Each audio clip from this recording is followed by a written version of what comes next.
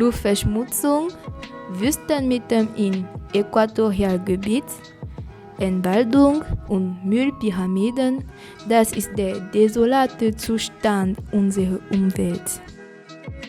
Giftige Dämpfe steigen immer wieder auf in Kamerun, sei es in Häusern, auf Straßen oder in der Nähe von Fabriken, die Chemikalien herstellen.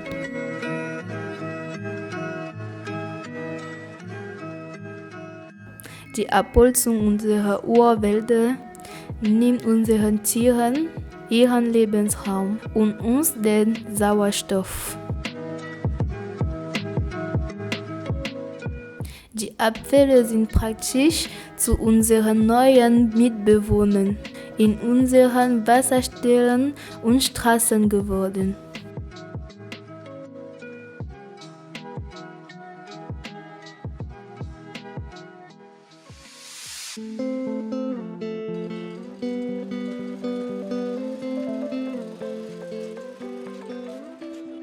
Die Schönheit und Magie der Natur und des Wassers und die Gefahr der Umweltverschmutzung bearbeitet Arnold Fokam, ein neuer erfolgreicher Künstler von Kamerun, in seinen Gemälden.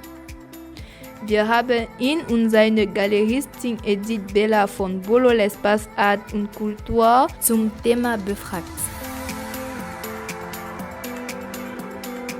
Si je prends le cas de l'environnement de Douala, je pense que c'est un environnement qui a subi beaucoup de dégâts dus à l'urbanisation de la ville et qui continue encore de subir ces dégâts-là. Je ne sais pas s'il y a un problème fondamental parce que à tous les niveaux il faut résoudre quelque chose pour que pour que l'écosystème puisse s'épanouir. Il faut résoudre pas mal de problèmes. Donc, par exemple, dans le cas de cette exposition, si je parle du problème de manque d'eau, des inondations et de la pollution, ce sont là 3 problèmes majeurs que rencontre la ville de Douala et qu'il faut absolument résoudre. Déjà, on a l'environnement qui se meurt à petit feu, les espèces de vie animales ou bien végétales qui sont en disparition. On a l'homme aussi qui, face au degré de pollution de son environnement, est obligé de se déplacer ailleurs parce que lui-même n'arrive pas à cohabiter dans un espace qui est en train de dépérir.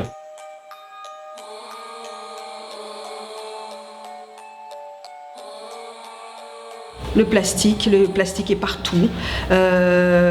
On retrouve ça dans des rivières, on en trouve un peu partout, dans les rues au quotidien. Et puis on le sait, il n'est pas biodégradable. Donc au niveau d'une ville comme Douala qui est à la porte à l'embouchure du Vouri, donc à la porte de la mer, et tous ces déchets qui se rejettent après dans les fonds marins détruisent toute notre flore marine. Et évidemment, cette dégradation, nous les êtres humains, on en pâtit, quoi. Voilà.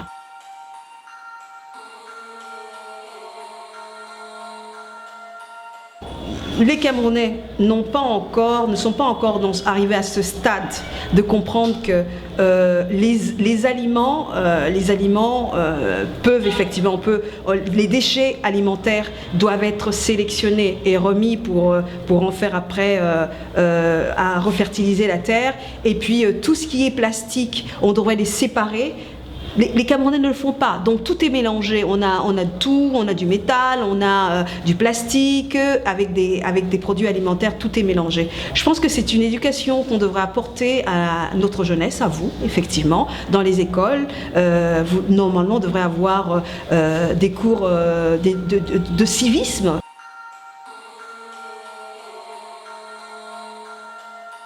Principalement, je dirais la solution la plus basique qu'il puisse exister, ce serait que tout le monde se sente impliqué par ces problèmes-là.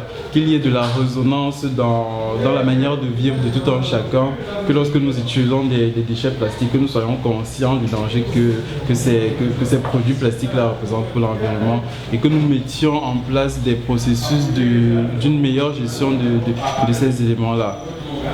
Que par exemple que la ville essaye de se construire sous un meilleur modèle, sous une meilleure urbanisation qui va permettre que plusieurs quartiers, du moins des quartiers dans les extrémités de la ville puissent avoir accès par exemple au réseau de distribution de l'eau potable. Donc il y a toute cette question-là qu'il faut envisager. Et moi personnellement, je crois qu'à la base, c'est de recentrer le débat autour de l'humain, autour de la responsabilité que l'humain a à entretenir son environnement et entretenir l'eau qui est principalement la source de toute forme de vie sur Terre.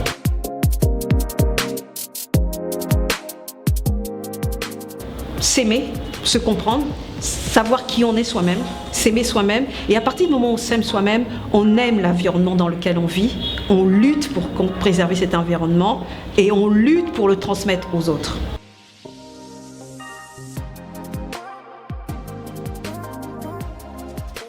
Lasst uns zusammen